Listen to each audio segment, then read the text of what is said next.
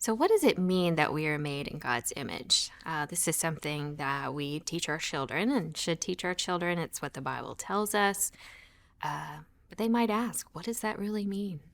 In my family, we tease our youngest because he looks a lot like his dad, especially when his dad was his age. And so, my husband will often say to my son, "How's my face doing today?" Or he'll point to his gray hair and beard and say, "Hey, it's gonna be your face one day." And so we do that because my son is you know, like an image of my husband.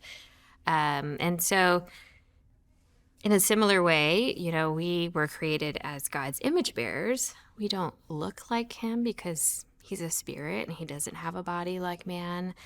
But he made us to image him by doing what he does.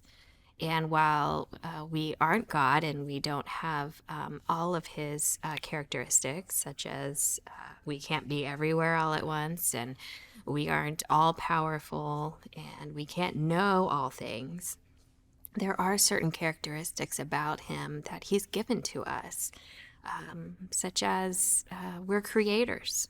We make things. And when we do so, we are doing the thing that God does. God makes things, He made all things. We also love others, we're patient with others. And when we do that, we are doing the thing that God does. And so we are imaging Him to the world around us.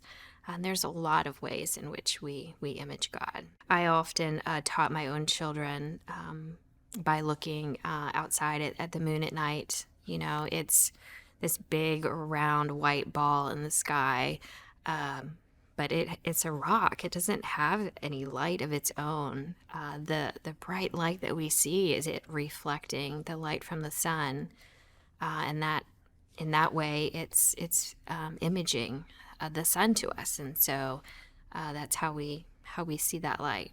And so God created us to do that, to show others who God is by doing what He does.